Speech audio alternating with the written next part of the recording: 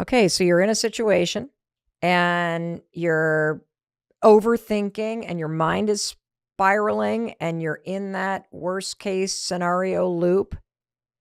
Tools to get that moment under Go, control. go into your body. Get out of your head. You're not going to find the solution in your head. It's not there. Stop looking for peanut butter at the hardware store. You're not going to find it there. You're not going to find the solution in your head. But now, whatever you focus on, you get more of. So if you start focusing on your thoughts, of course, you're just going to get more thoughts. And that's just going to be an endless self-fulfilling cycle. So consciously, you have to realize, what happens to me when I feel anxious? Where do I feel this anxiety? And can I train myself to go, oh, there's that pain in my chest again. There's that pressure in my solar plexus. There's that lump in my throat. That's a sign that I'm starting to go into alarm. So what I'm going to do is I'm going to go into my body. And this is one of the other times where I get people to draw on the best times of their life. Change that feeling state. Can I Go ask you a back. question real quick? Yeah, go ahead. Yeah. So I want to go right to the moment Okay. that the thoughts are spiraling Mm-hmm. and you realize you're trapped in this worst case loop. Should somebody do the psychological sigh to Physiological side, exactly. Yes. just do that to stop? To start, yeah, Okay. you gotta break the cycle, right? So Or that's a great way of breaking the cycle. use the 5 second rule, 5, 4, 3, 2, 1 to just Absolutely. stop That's the another one. cycle. Yeah. Is there another one to stop that spinning of thoughts? Breathing is probably the most effective, Okay. just being aware, first of all, because a lot of times what will happen is, because our frontal cortex gets impeded by survival physiology, we don't realize that we're in anxiety. We can sit in anxiety for hours and not realize that we're in it. So if you don't realize you're in it, you just feel it. You just feel this terrible feeling. You can't change it. So you develop this awareness. Okay, this is my alarm coming up. That's your Mm. first thing. So at that point, 5, 4, 3, 2, 1, get out of the house, put my shoes on, go to the house, go to the gym, go somewhere, do something. Like, do something to break that cycle. Because if you don't break that cycle, you're going to sit there and ruminate and ruminate and ruminate. And rumination has tremendous inertia to it. Like, once you start getting into negative thoughts, you don't feel like doing anything. It's like when Warren passed away and you didn't want to go anywhere. You didn't want to do anything. Physiologically, we go into the vagus nerve shutdown, and that shuts us down. And we don't want it. So we need something outside of ourselves. 5, 4, 3, 2, 1 is awesome, by the way, because it's like, okay, after you've done it a bunch of times, okay, you have to change your state. And one of the best ways of changing your state is changing your body. And one of the best Yep. ways of changing your body is starting to frickin' move. Yes. So, I can sit there, and I remember being in med school with the covers up to my chin, like, I can't get into school today. And I always did, but it was like you just wake up and you're in this panic, like, I can't get in there today. And I didn't have 5, 4, 3, 2, 1 back then, but it was just like, okay, I have to move. Like, I have to move. And giving myself a reward to move. Like, okay, I'm going to get a nice cool glass of water. Now, it wasn't that appealing, but it was just something. It was something to break that cycle. Because if you don't break that cycle of rumination, it will just run roughshod over you.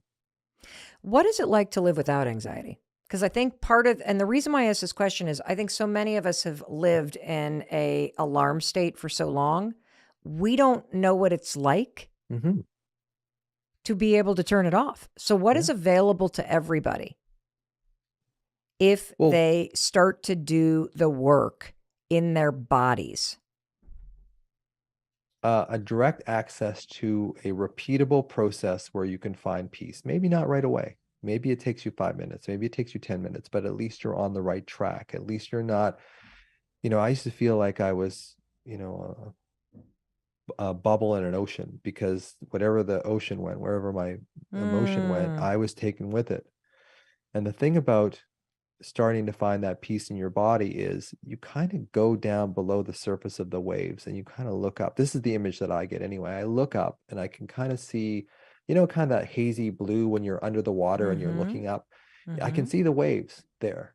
And you can create this sense of separateness, ironically, from the alarm, where this isn't all of me. Because when you were a child, it was all of you.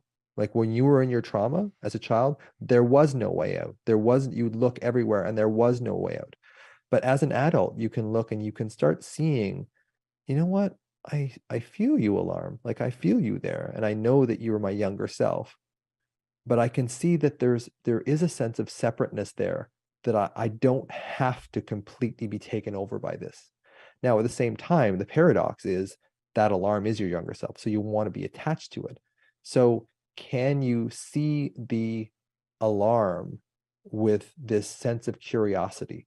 Because when you look at something with curiosity, you take a lot of the emotion out of it. It's like, that's really interesting that I've got this sense of alarm in my solar plexus, that it feels heavy and sharp and purple. Wow, that's really interesting. Because when you look at it with curiosity, you're changing your sort of psychological mindset towards it. And when you start changing it in any way, it starts making that cycle easier to break. So when you get caught in rumination and thought, you can start going into your body, even if it hurts initially, because you are on the right track, and your ventral tegmental area, the part of your brain that secretes dopamine, will start telling you you're on the right track.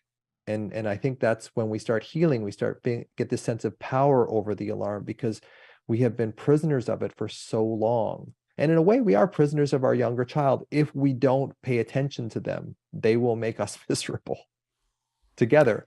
So when you start paying attention to that and you start knowing, hey, I'm on the right track, like dopamine starts going in your brain. When you're on the right track with something, you get all these sort of feel-good chemicals. And then you have a sense that you are no longer this passive, bubble in the ocean anymore. Like you have something that you can tap into that's in all of us. I mean, this power, and we see this a lot with people that have had spontaneous remissions from cancers and from horrible diseases and stuff. They feel this power in them that they didn't know was there, but they just feel it. They just feel that power. And I think what happens when we have trauma as children is we lose faith in that power. We lose sight of that power. So when you connect with your younger self again, you can have access to that power that's in all of us, that sense of peace. I think in the Bible, like they call it the peace that passeth all understanding. And you get into that state. And when you start healing from anxiety and you start realizing, hey, it is actually safe to feel safe. There's a tremendous feeling of rush of, man, I suffered from this for so long. Why did I wait so long to do this? Well, I know for me personally, it happened a lot faster than I expected it to. And the experience for me is emotional peace. Like there's a level of steadiness, there's a calmness, confidence, like it's all available to you. And I think when people really resonate, particularly with either the way that I move through life in the last year or two, or how our son Oakley has this just steadiness, this presence, that's emotional peace that you're experiencing. And everything that you talked about related to the fact that so much of this is about the separateness or the unsafe feeling that we all experienced at some point during childhood, and how the alarm sounds now that we are adults.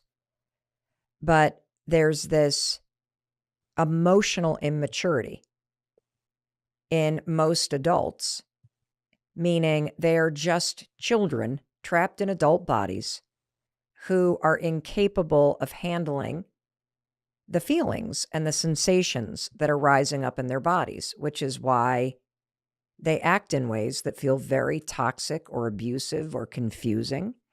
And it's why we do that and then regret it. And the whole solution to all of this is this 3-layered approach we've been talking about today. Is first, you got to become aware yeah, that you have this alarm, that it's getting triggered in your adult life, and that there's shit that went down when you were a kid that needs your attention and needs your healing. And it has everything to do with you learning how to make yourself feel connected and safe and taken care of. And then there is the coping with it, which are the bazillion strategies on TikTok, which, by the way, a lot of it is horseshit. And so you got to be very careful. Yeah, it may go viral, but in the coping realm, therapy is amazing if you can afford it. And all the modalities are incredible and help you to cope, and breathing and meditation and yoga and walks in the woods and lots of things that both Dr. Kennedy and I recommend. And it will help you cope, and it will help the anxiety dissipate. But if you really want to dismantle the alarm, you got to go a layer deeper, which is in your body, finding the source of the alarm, repairing yourself and that little person inside of you that felt alarmed, and then taking care of yourself by staying in your body and becoming aware of when the alarm goes off before it hits your mind, and feeling your way through these things. It's remarkably powerful what you're talking about, Dr. Kennedy. And I think that's really, you kind of hit the nail on the head. I mean, there's superficial things we can do, physiological sigh, breath work, grounding, just feeling your butt in the chair, feeling your feet on the ground. Like, there is something psychological about being grounded. It does help us for sure.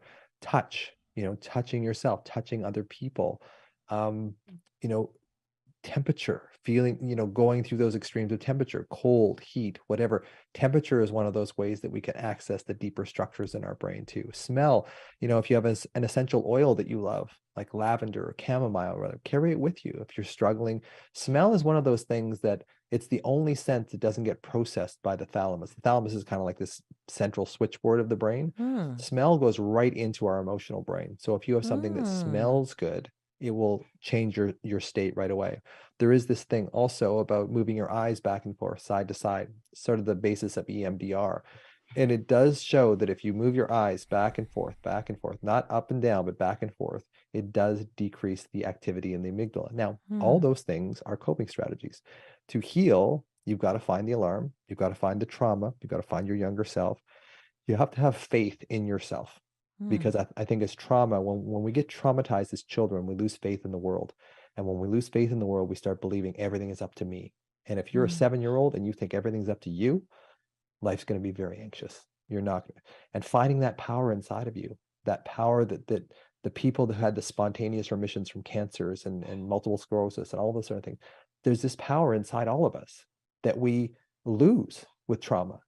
Finding that again, it's really important. Having gratitude for the pain, having gratitude for the alarm, because that's your conduit to your healing, is that alarm. So as much as you bemoan having it, it's actually a beacon to your younger self. Be grateful for that sense of alarm, because you have a pathway now to find that child.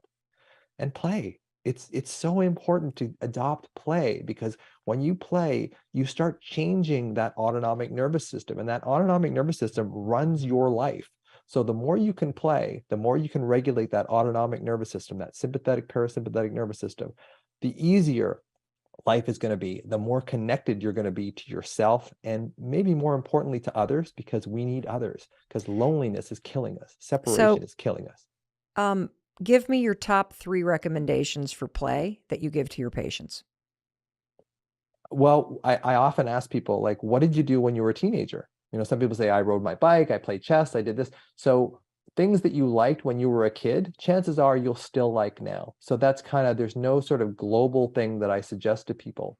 Ideally, it would be something that's fun, that doesn't really have a winner and a loser kind of thing. That, and Gordon Neufeld, who's my sort of mentor in developmental psychology, talks about that with kids. It's so important to have play just for play's sake. There is no winner, there is no loser, there's nothing there. And one of the things that I really recommend for parents is playing around the dinner table with facial expressions. Like, how am I feeling when I make this face? How am I feeling? Because then you're actually maturing their social engagement system. You're maturing the part of their brain, facial expression, body language, eye contact. You're improving the part of their brain that allows them to soothe others and soothe themselves. So it's important to do this in a playful way, and that's really, once we start really adopting play in our day-to-day life, then we start regulating our nervous system. and in a way that you don't have to academically go back and find the trauma. Amazing. Dr. Kennedy, anything else before I wrap up? I think it's really being, compassionate for yourself. I have this process in the book called ABC. So A is awareness, as you say, being aware what anxiety or alarm feels like in your body. B is for body and breath. So go into your body, go into your breath. Physiological sigh is great. Getting grounded in your body. And then C is compassionate connection for yourself, and specifically that younger version of yourself. So if you do that each time that you have anxiety or alarm, you will start training your nervous system to focus on something that will heal you instead of focusing on your thoughts, which are only going to make you worse. Amazing. So as Forrest Gump would say, that's all I got to say about that. Welcome to part 2 of the Anxiety Toolkit. We have a zero-cost free appointment for you with Dr. Russell Kennedy. He's in the house, everybody. This is a conversation for all of us. Whether you're struggling with anxiety or suddenly you have a friend or a family member who is, we are all affected by this topic. And so it is going to change your life and improve your life if you understand it and you have some simple free tools that you can use to help yourself better face it and ultimately heal from it.